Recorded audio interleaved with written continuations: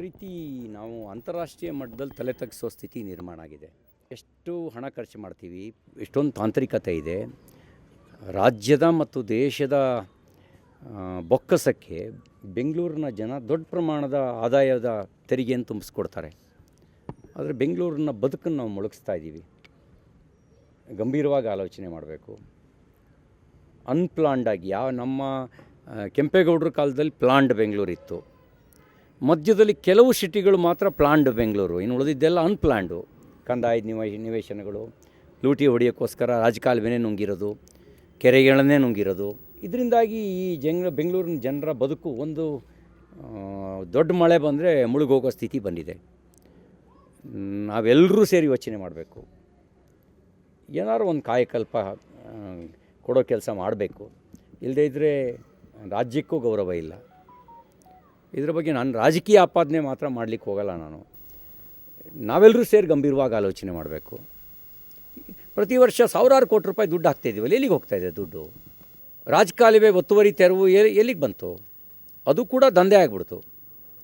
ಯಾರ್ದೋ ಜಾಗದಲ್ಲಿ ರಾಜಕಾಲುವೆ ಇದೆ ಅಂತ ತೋರಿಸೋದು, ದುಡ್ಡು ಕೊಟ್ಟರೆ ವಾಪಸ್ ತಗೊಳ್ಳೋದು, ದುಡ್ಡು ಕೊಡದೇ ಇದ್ದರೆ ಮತ್ತೆ ಹೊಡೆಯೋದು. ದಂಧೆ ಇದು.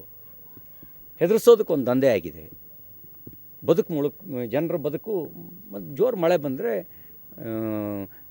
ಕೆಟ್ಟ ಕಾರಣಕ್ಕೆ ಸುದ್ದಿ ಆಗ್ತಾಯಿದೆ ಬೆಂಗಳೂರು. ಇದೇನಾ ಬ್ರ್ಯಾಂಡ್ ಬೆಂಗಳೂರು? ಇದನ್ನು ಬ್ರ್ಯಾಂಡ್ ಬೆಂಗಳೂರು ಅಂತ ಕರೀತಾರ? ಕೆಲವರಿಗೆ ಇದು ಕರಿಯೋ ಹಸು ಅನ್ನೇನಲ್ಲ, ಇದು ಕರ್ಕೊಂತಲೇ ಇರಬೇಕು ಅಂಥೇಳಿ ಅಂತಾರಾಷ್ಟ್ರೀಯ ಮಟ್ಟದಲ್ಲಿ ಖ್ಯಾತಿ ಪಡೆದಿರ್ತಕ್ಕಂಥ ಬೆಂಗಳೂರು ಈ ಕೆಟ್ಟ ಕಾರಣಕ್ಕೆ ಸುದ್ದಿ ಆಗೋದು ನಮ್ಗೆ ಯಾರಿಗೂ ಗೌರವ ಥರ ಸಂಗತಿಯಲ್ಲ. ನಮ್ಮ ರಾಜ್ಯದ 70% ಹೆಚ್ಚು ಆದಾಯ ಬೆಂಗಳೂರಿಂದ ಬರುತ್ತೆ. ನಾವು ಬೆಂಗಳೂರನ್ನೇ ಸರಿ ಮಾಡೋಕ್ಕಾಗದೇ ಇದ್ದರೆ ರಾಜ್ಯ ಎಲ್ಲಿ ಸರಿ ಮಾಡ್ತೀವಿ? ಮತ್ತು ಈ ಸರ್ಕಾರ ಬ್ರ್ಯಾಂಡ್ ಬೆಂಗಳೂರು ಅಂತ ಹೇಳ್ತಾ ಇದೆ. ಯಾವ್ದು ಬ್ರ್ಯಾಂಡ್ ಬೆಂಗಳೂರು? ಇದೇ ಬ್ರ್ಯಾಂಡ್ ಬೆಂಗಳೂರಾ? ನೋಡಿರಿ, ಉದ್ದೇಶಗಳು ಒಳ್ಳೇದಿರಬೇಕು. ಉದ್ದೇಶನೇ ಕೆಟ್ಟದಿದ್ದರೆ, ಉದ್ದೇಶನೇ ಲೂಟಿ ಹೊಡೆಯೋದಿದ್ದರೆ, ಉದ್ದೇಶನೇ ವ್ಯಕ್ತಿಗತ ಲಾಭ ಮಾಡ್ಕೊಳ್ಳೋದಿದ್ದರೆ,